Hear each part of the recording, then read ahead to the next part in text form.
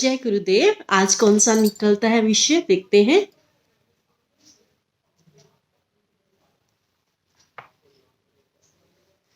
निकला है विधि के विधान।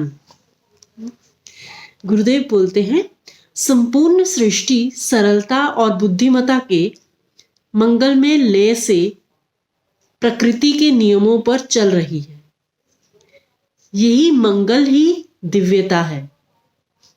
शिव वह सामंजस्यपूर्ण सरलता है जो कोई नियंत्रण नहीं जानती। इसमें क्या है, कहते सरलता और बुद्धिमत्ता। सरल भी है और बुद्धिमत्ता का मतलब कि थोड़ा सा अप डाउन जैसी है ना, तो वैसी भी है। तो दोनों के जब दोनों का मिलन होता है ना, जब हम थोड़ा सा बुद्धि रखते हैं और थोड़ा सा सरलता मतलब थोड़ा सा भाव रखते हैं, तो वो जो है वो मंगलमय स्थिति है कहलाती है, वो दिव्यता की स्थिति कहलाती है। और शिव जो है, शिव क्या है, शिव वही सरलता है, वही सामंजस्यपूर्ण सरलता है, वही स्थिति है ना, जो नियंत्रण नहीं जानती। आगे कहते हैं, शिव का विपरीत है वशी यानी नियंत्रण। नियंत्रण मन का होता है। नियंत्रण का अर्थ है द्वैत, कमजोरी। वशी का अर्थ है स्वाभाविकता से कुछ करने के बजाय दबाव द्वारा कुछ करना। प्राय लोग समझते हैं कि उनका जीवन परिस्थितियां उनके नियंत्रण में, उनके वश में है, परंतु नियंत्रण एक भ्रम है। मन में क्षणिक ऊर्जा का दबाव नियंत्रण है। यह है वशी। शिव इसका विपरीत है। शिव ऊर्जा का स्थायी और अनंत स्रोत है, सत्ता की अनंत अवस्था। वह एक जिसका कोई दूसरा नहीं। वाह, कितना गहरा है ना ये। शिव कहते हैं विपरीत स्थिति है, नियंत्रण नहीं जानता। शिव में नियंत्रण नहीं है। और शिव का विपरीत है वशीकरण ना, वश में करना। मतलब जहां पर मन कमजोर होता है, हमारा मन को हम वश में करने का रहता है कि हाँ, मन को वश में करके हमें कष्ट करना है, तो वो स्थिति स्वाभाविक नहीं है ना, अस्वाभाविक हो गया। जब मन ऑटोमेटिकली अपने आप से उस सामंजस्यपूर्ण स्थिति में जाता है ना, कोई जोर जबरदस्ती से नहीं, आराम से अपने आप इजीली जब वो बहना शुरू होता है, वो हमारी स्वाभाविक स्थिति है ना। उसमें किसी भी तरह का नियंत्रण नहीं है। जबकि नियंत्रण में, वशी में क्या है, एक कंट्रोल है अपने ऊपर, जबरदस्ती बांध के रखना अपने आप को, है ना। और ज्यादातर लोग क्या करते हैं, अपने आप को वश में करना चाहते हैं कि हमारा मन हमारे वश में आ जाए, है ना। तो जबरदस्ती नहीं करना है मन के साथ भी। अपने आप जैसे जैसे साधना करते हैं, अपने आप मन कंट्रोल में आना शुरू हो जाता है ना। ऑटोमेटिकली मन की स्थिति ही वैसी बन जाती है, वो उसको कंट्रोल भी नहीं कह सकते हम, है ना। अपने आप ही वो मन वैसा ही बिहेव करना शुरू हो जाता है अपना नेचुरल स्टेट में ना, नेचुरल। और शिव कहते हैं इसका विपरीत है। शिव ऊर्जा का स्थायी और अनंत स्रोत है ना।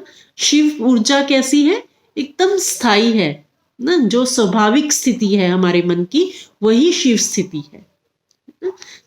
सत्ता की अनंत अवस्था।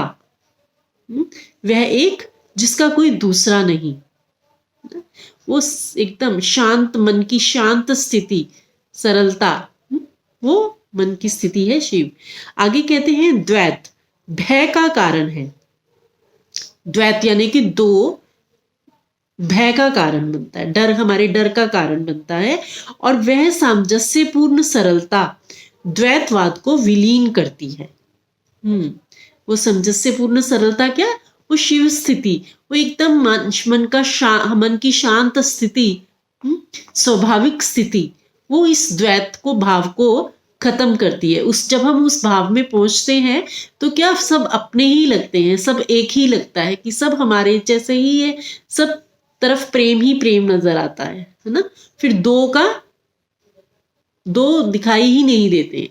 मतलब वैसे तो अगर हम सांसारिक रूप में देखें तो वो दो ही हैं, है ना, एक दो पर्सन, पर भीतर से जब हम जुड़ते हैं तो प्रेम हमारे अंदर इतना प्रेम भर जाता है, तो फिर ऐसा लगता है कि बिल्कुल सब कुछ भी नहीं है, सब एक ही जैसा तो है, जैसा हम हैं वैसे ही। किसके ऊपर नियंत्रण करना है हमें?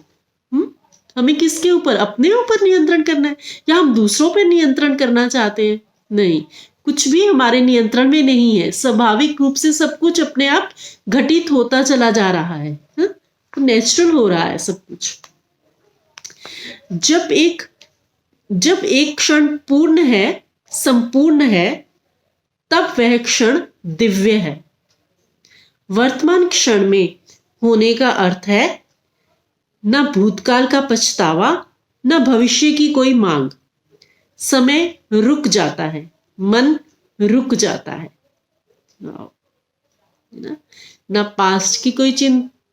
पास्ट का कोई डर, ना ही फ्यूचर की कोई चिंता, है ना, किसी भी तरह नहीं। हमेशा अपने मन को प्रेजेंट में रखना।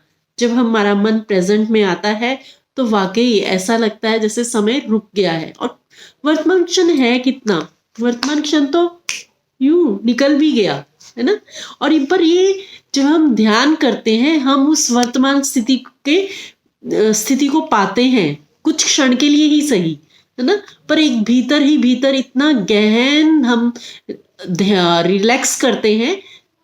और साथ ही साथ अवेयरनेस भी बढ़ती है हमारी, ना, अवेयरनेस भी बढ़ती है ध्यान से। और भीतर हम कहीं ना कहीं अपने बहुत गहरा विश्राम करते हैं। और ये जो गहरा विश्राम है, गहन स्थिति है, वर्तमान क्षण उतना ही ज्यादा गहरा है। अपनी इस वर्तमान स्थिति में पाना मतलब शिव स्थिति को पाना ही है ना। तो ये कितना सुंदर है ना। एक क्षण संपूर्ण है, तब वह क्षण दिव्य है ना। पूर्ण संपूर्ण कैसे है? वर्तमान पल की गहराई में जब जाते हैं तब वो पल एकदम पूर्ण है ना, वही दिव्य पल है ना। तो कितना सुंदर है ना ये। आप भी अगर इसके ऊपर कुछ और बताना चाहते हैं तो प्लीज जरूर से आप कमेंट में लिखिए, क्योंकि हो सकता है, क्योंकि इतना सुंदर है विधि के विधान का ये जो चैप्टर है, इतना सुंदर है कि, और बहुत गहरा है ये चैप्टर, है ना। तो इसके ऊपर आप भी कुछ समझ पा रहे हैं, कुछ अलग तरह से इसको व्याख्यान करना चाहते हैं तो प्लीज जरूर से कमेंट में लिखिए, ठीक है। तो आज के लिए इतना ही करते हैं। जय गुरुदेव।